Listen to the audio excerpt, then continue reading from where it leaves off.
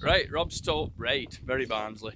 Right, Rob's told me there's loads going off up at the roundhouse, so I wasn't looking pigs out, but we're going to go and have a look up there and see what's going on. He says there's loads being born. Obviously, it's like peak of our lambing time, so everything is lambing, and usually there'd be hundreds and hundreds of people here to watch it happening.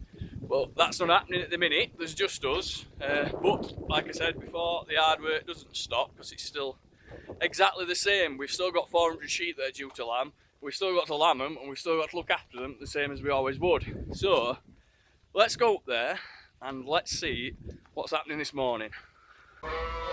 Right, Tom, Rob's told me it's been busy up here. What's going on? Lots of lambs have been born up at the roundhouse Dale this morning. You can see a lot of pens up, still up and around, so I'm just going around them now, feeding them, watering them, bedding them up. Do you want to show us which one were born most recently? Yes, mate, no problem. Follow me. Cheers, mate. So, And when were these born then? well, one was born a little bit earlier than the other, so Kate had to assist one of these ones. We could see the head, but there were two legs back, so there weren't any legs there, so Kate had to sort of just help her out a little bit to get her out. But so you can see two lovely twins here. These are the most recent ones, and we've just recently had some this way as well. So it's picking up then, bit looks. I've been off a little while and it looks there's a lot more than there were. Yeah, very, very hectic. I'm just going to check this one out. There's the moment. Might need a little bit of TLC, that might it? Yeah, right.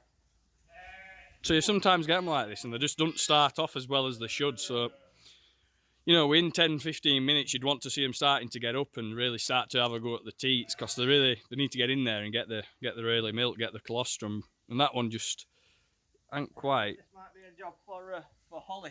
Ain't quite got the hang of it. Bottle feeding the lambs, so. Yeah, it definitely wants a little bit of TLC. So that just shows, just in space of sort of 20 minutes after they're born, things can go a little bit downhill. That one does look like it needs a bit of extra attention. So we're going to, might just have a look at that and see if we can get it stood up or at least get some milk in it. Good spot, that. So, this little lamb that me and Tom spotted earlier, I've had a little chat with David about it, and he says it was born with inside of its bag, so with a lot of fluid involved, and it is struggling a little bit. So first step, as you can see, it's trying, it really is trying. First step, we've got it under a heat lamp, so we're running really short of space at the minute, especially for these heat lamps, so we've managed to set one up here where we wouldn't necessarily usually have one. And then we're going to get it some colostrum, so I think it's probably going to get up in time, it's going to clear out and it's going to be alright. But unfortunately, one of the big problems you're going to have is it might take so long to get up and have a drink, but by that time it'll not get the right amount of colostrum that it needs. So we're going to take a little bit of milk from mum and we're going to tube it. We're going to get some milk directly into its belly, and that's going to give it a bit better of a fighting chance really, because it's going to not have to worry about getting up to feed itself, which at the minute is its biggest concern. So we'll do that and then see how we get on. It is struggling at the minute, but I'm a bit hopeful. Right guys, unfortunately the saga continues a little bit with these two lambs that we found earlier. And this is often the case, you'll find one problem and then from there you'll find a few others. And it's a fairly big one. Mum's not very well either, so not only has Lamb had a very difficult lambing and struggling, Mum's struggling as well. So once we've moved her over here into this pen, she was really struggling walking, getting over here. As well as that, she doesn't have much milk, which is usually an indication that they haven't been well. She hasn't been well, so she hasn't had a chance to produce milk. Her body's not been in a position to do that. So not very much milk. One lamb that's struggling really badly, and another lamb who isn't even going to be able to get much milk, even if it does manage to get up, because Mum's not even standing up at the minute. So a pretty difficult situation. We've tubed them both, so we gave both of them some of Mum's milk, as much as we could, directly into the belly.